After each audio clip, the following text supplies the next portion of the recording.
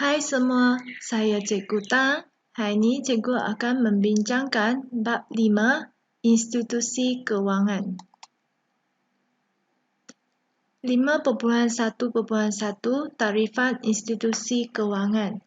Institusi kewangan didefinisikan sebagai institusi berlesen yang menjalankan aktiviti mengumpulkan dana atau sumber kewangan daripada orang ramai atau institusi lain dan meminjamkan dana tersebut kepada pihak yang lain yang memerlukannya. Di sini terdapat dua konsep penting, iaitu mengumpulkan dana ataupun pengumpulan tabungan, dan yang kedua ialah meminjamkan dana ataupun peminjaman semula tabungan. Dengan kata lain, institusi kewangan menerima deposit daripada unit yang mempunyai lebihan dana dan memberikan pinjaman kepada unit yang mengalami kekurangan dana. Hal ini bermakna institusi kewangan akan memperoleh dana atau wang daripada pihak yang mempunyai lebihan dana, sama ada isi rumah, firma, kerajaan atau sektor luar negara. Dana atau sumber kewangan tersebut kemudiannya akan dipinjamkan kepada mereka yang memerlukannya, isi rumah, firma, kerajaan atau sektor luar negara, ataupun melabur semula bagi mendapatkan pulangan yang lebih tinggi. Kegiatan utamanya iaitu pengumpulan tabungan daripada isi rumah, firma, kerajaan kepada peminjaman semula tabungan. Dengan itu, boleh dikatakan bahawa kegiatan utama yang dijalankan institusi kewangan adalah seperti berikut, iaitu mengumpulkan wang daripada pelaku ekonomi yang mempunyai dana lebihan untuk disimpan dalam bentuk akaun simpanan, akaun semasa, akaun simpanan tetap dan pelaburan, dan meminjamkan wang kepada pelaku ekonomi yang memerlukannya dalam bentuk pinjaman untuk tujuan perniagaan, pembelian harta tetap atau saham dan sebagainya. Aktiviti utama institusi kewangan ialah menyediakan perkhidmatan kewangan untuk pelanggan-pelanggannya. Tabungan yang dibuat akan dibayar dalam bentuk faedah ataupun dalam bentuk dividen. 5.1.2 Jenis institusi kewangan, iaitu ia terbagi kepada dua institusi perbankan, iaitu bank perdagangan dan bank saudagar. Kedua iaitu institusi kewangan bukan perbankan yang terdiri daripada institusi kewangan pembangunan, KWSP dan pencen, syarikat insurans dan pengendali takafu, dan pasaran modal termasuklah pasaran saham. Kedua-dua institusi ini memainkan peranan yang penting, iaitu melancarkan urus niaga dan menggalakkan pertumbuhan ekonomi di Malaysia. Semua institusi di Malaysia ini adalah dikawal oleh Bank Pusat, di mana Central Bank di Malaysia ialah Bank Negara Malaysia. 5.1.3 iaitu fungsi dan peranan institusi kewangan. Terdapat dua fungsi institusi kewangan, iaitu sebagai perantara kewangan dan sebagai penyerakan dan perkongsian risiko. Sebagai penyerakan dan perkongsian risiko, iaitu ia berperanan menanggung risiko gagal mengutip balik pinjaman. Lebih banyak peminjaman dalam pelbagai sektor ekonomi untuk menyeratkan pinjaman. Ia berperanan untuk memperkembangkan perniagaan yang berisiko menghadapi kerugian yang tidak dijangka, dan ia dapat memperkembangkan jumlah urus niaga dalam ekonomi. Sebagai perantara kewangan, iaitu ia merujuk kepada unit yang menanggung liability. Liability maksudnya hutang. Merujuk kepada pihak yang menyediakan kewangan kepada pihak tertentu. Ia bertindak untuk menerima tabungan dalam bentuk wang tunai, bond, unit amanah, bil, modal saham, premium insurans dan caruman pekerja atau majikan. Ia meminjamkan kepada pihak lain yang memerlukan dana dalam bentuk overdraft, pinjaman berjaga, sewa beli, bond, pajakan dan bil perbendaraan. Peranan untuk institusi kewangan pula terbahagi kepada yang pertama, menggalakkan pertumbuhan ekonomi dan yang kedua, membiayai kos menjalankan perniagaan. Pertama, menggalakkan pertumbuhan ekonomi. Memainkan peranan untuk menggalakkan pelaburan dengan menyalurkan dana. Seterusnya, dapat meningkatkan guna tenaga, menambahkan keluaran negara ataupun pendapatan negara dan ini menggalakkan pertumbuhan ekonomi kerana AE meningkat dan Y meningkat. Kedua, membiayai kos menjalankan perniagaan. Semua unit perniagaan menanggung kos perniagaan. Bank perdagangan berperanan untuk memberi pinjaman untuk menampung modal memulakan perniagaan dan modal kerja. Pasaran saham juga membolehkan unit perniagaan tertentu mengumpulkan lebih banyak modal bagi tujuan mengembangkan perniagaan. 5.2 Institusi kewangan di Malaysia. Antara yang utamanya iaitu Bank Pusat. Ia merupakan sebuah institusi kewangan yang dimiliki oleh kerajaan untuk mentadbir urusan kewangan kerajaan dan mengawal keseluruhan sistem kewangan negara. Bank Pusat juga dikenali sebagai Bank Negara Malaysia, BNN.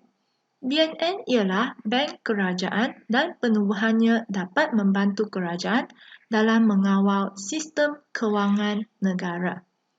Fungsi utama BNM iaitu menggalakkan kestabilan kewangan dan membangunkan struktur kewangan yang kukuh, bertindak sebagai jurubank dan penasihat kewangan kerajaan. Mengeluarkan mata wang dan menyimpan reserve, melindungi mata wang negara Malaysia, di mana BNM merupakan satu-satunya bank yang mengeluarkan mata wang Malaysia. Dan fungsi yang seterusnya iaitu mempengaruhi keadaan pemberian kredit untuk manfaat negara. Bank Perdagangan. Ia merupakan institusi kewangan yang dimiliki oleh pihak swasta dan bertujuan mencari keuntungan.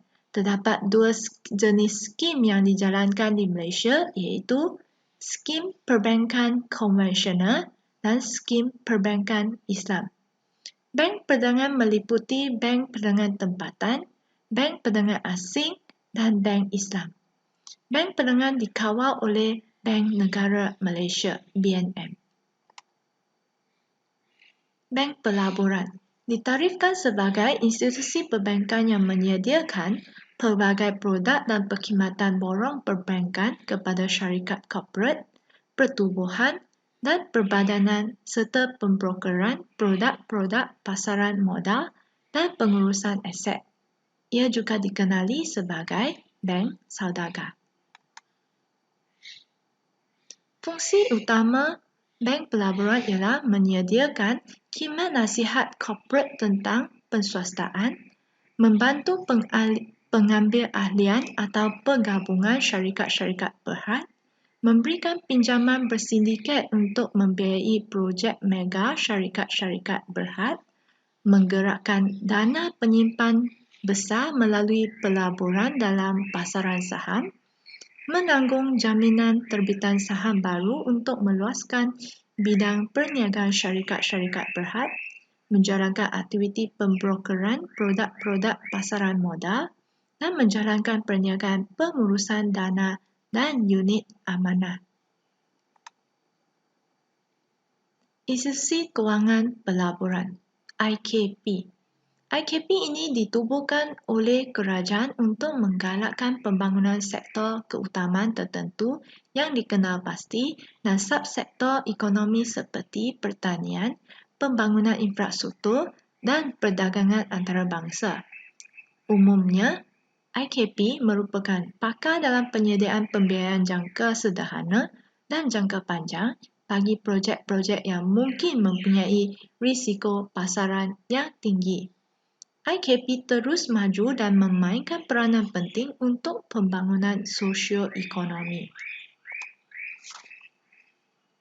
Menyediakan pelbagai jenis produk dan perkhidmatan kewangan khusus yang sesuai dengan keperluan spesifik dalam sektor strategik yang disasarkan.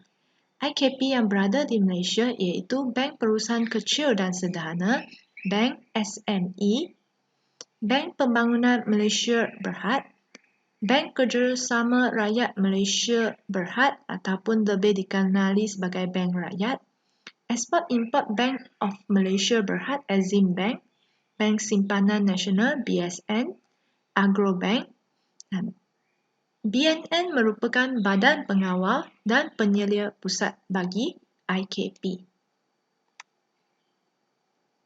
Kumpulan Wang Simpanan Pekerja KWSP yang merupakan institusi kewangan milikan kerajaan yang mengendalikan skim simpanan wajib bagi setiap pekerja swasta dan awam berumur 16 tahun ke atas dan diupah mengikut perjanjian. KWSP mewajibkan semua majikan membuat caruman di KWSP bagi pihak pekerja mereka yang diupah mengikut perjanjian. Caruman terdiri daripada caruman pekerja dan caruman majikan. Kadar caruman mengikut upah atau gaji bulanan diterima seseorang pekerja iaitu pekerja yang menerima upah atau gaji bulanan RM5,000 dan ke bawah caruman pekerjanya 11% dipotong daripada gaji bulanan dan caruman oleh majikan 13%. Bagi pekerja upah atau gaji lebih daripada RM5,000, caruman pekerja adalah sebanyak 11%, manakala majikan 12%. Caruman bulanan ahli dilaburkan melalui beberapa instrumen kewangan yang diluluskan untuk menghasilkan pendapatan. Segala kegiatan kewangan dan pelaburan KWSP dikawal selia oleh BNM. Simpanan ahlinya selamat dan mendapat dalam bentuk dividen. Dividen diperoleh ahli akan dimasukkan ke dalam akaun pencarun setiap tahun. Setiap tahun lebih kurang dividennya diberi iaitu 6%. Syarikat insurans merupakan entiti perniagaan yang ditubuhkan oleh pihak swasta untuk menawarkan skim insurans. Syarikat insurans iaitu yang pertama, syarikat insurans konvensional, insurans hayat ataupun nyawa, insurans am. Kedua, syarikat takaful keluarga dan takaful am. Fungsi utama syarikat insurans ialah mencari keuntungan melalui pengutipan premium insurans daripada masyarakat yang ingin memperoleh perlindungan kewangan, memberi perlindungan kewangan ataupun membayar pampasan kepada masyarakat terhadap risiko-risiko yang boleh diinsurансkan seperti kemalangan, kebakaran dan kecurian. Bursa Malaysia. Fungsi utama Bursa Malaysia iaitu membenarkan syarikat-syarikat yang disenaraikan menjual saham mereka kepada orang ramai untuk mengumpulkan atau membesarkan modal perniagaan. Bursa Malaysia membenarkan orang ramai yang berkemampuan untuk menjadi pemegang saham kepada syarikat berhad yang tersenarai di Bursa Malaysia. Syarikat kewangan. institusi kewangan milik swasta yang ditubuhkan di bawah Akta Perbankan dan Institusi Kewangan 1989. Antara kategori syarikat kewangan ialah anak syarikat bank perdagangan dan bukan anak syarikat bank perdagangan. Kemudahan kewangan iaitu menerima deposit tabungan dan deposit tetap, saving deposit and fixed deposit. Sediakan pinjaman sewa beli kenderaan bermotor iaitu seperti kereta, memberi pinjaman persendirian dan pinjaman berjaga, menawarkan kemudahan pemajakan dan menguruskan kegiatan pelaburan syarikat.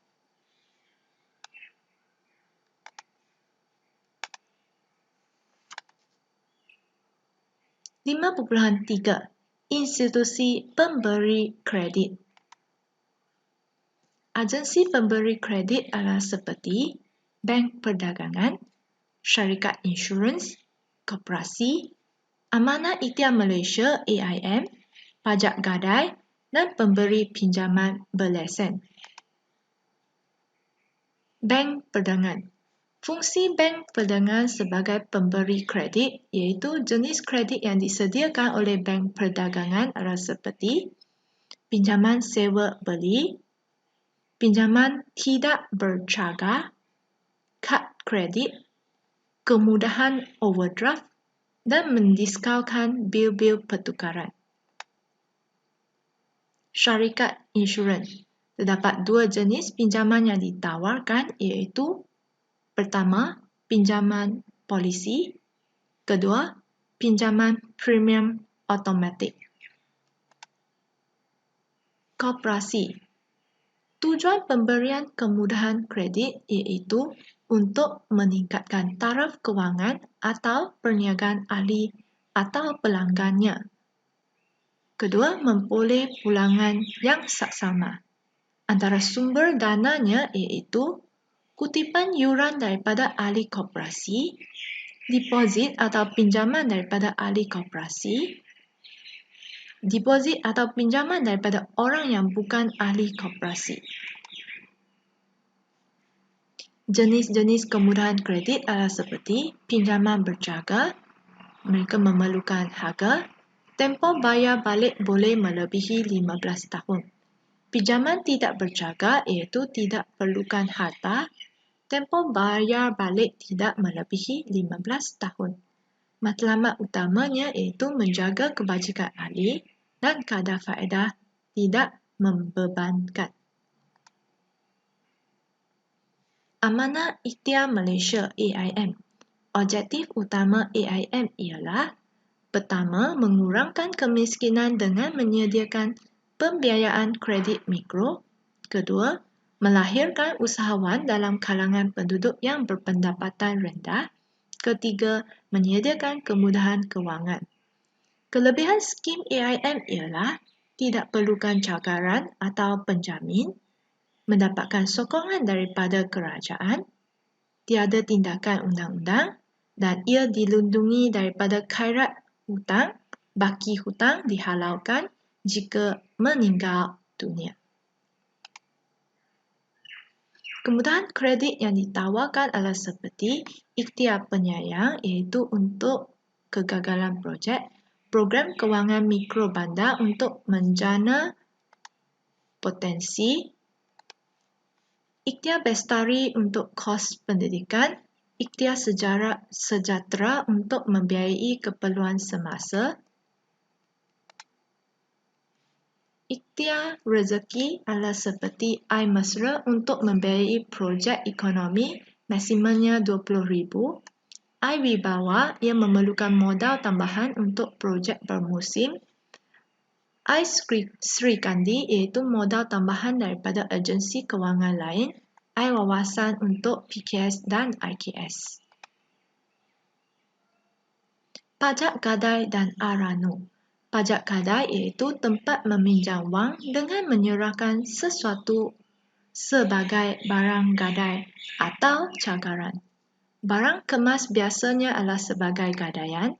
Antara tempoh gadaiannya iaitu 6 bulan, tetapi boleh tebus bila-bila masa. Jika gagal menebus sebelum tempoh, mereka akan mendapat kurang daripada 200, barang gadaiannya menjadi milik pemegang pajak gadai secara automatik. Lebih daripada RM200, pajakan dilupuskan dengan lelongan. Aranu, syarat.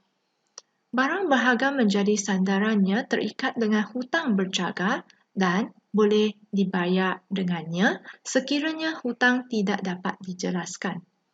Aranu dalam bahasa iaitu mantap dan berkekalan atau tahanan. Kelemahan pajak gadai adalah seperti kadar faedah yang sangat tinggi iaitu 2% sebulan, barang kemas tidak ditimbang dan diukur, dan pemajak gadai tidak diberi notis tentang barang gadai yang telah dilelong. Kelebihan untuk pajak gadai Aranu pula iaitu nilai cagarannya tidak merosot, ia tidak dikenakan kadar faedah dan wang lebihan daripada gadaian dikembalikan. Pemberian pinjaman wang berlesen iaitu pemberi pinjaman wang yang dikeluarkan oleh Kementerian Perumahan dan Kerajaan Tempatan. Terdapat dua bentuk pinjaman yang dibenarkan mengikut akta iaitu pinjaman tanpa cagaran 18% setahun, pinjaman bercagar 12% setahun. 5.4 Masalah mendapatkan kredit oleh peminjam. Antaranya ialah yang pertama, masalah cagaran. Yang kedua, penyediaan kertas kerja. Yang ketiga, prosedur memberi kredit. Yang keempat, masalah membayar balik kredit.